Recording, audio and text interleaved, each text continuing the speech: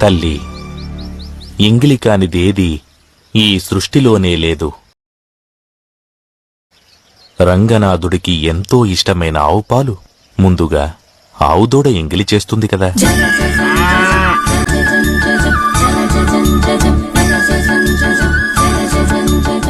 పంచామృతాలలో ఒకటైన తేనెను తేనెటీగలు ఎంగిలి చేస్తాయి కదా.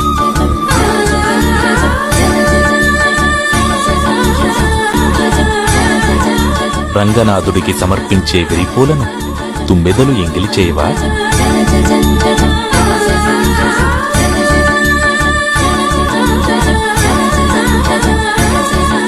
చివరికి శ్రీవారికి ఎంతో మడితో అభిషేకించే కావేరీ జలాలను చేపలు, ఇతర జలచరాలు ఎంగిలి చేయకుండా ఉంటాయా చెప్పు?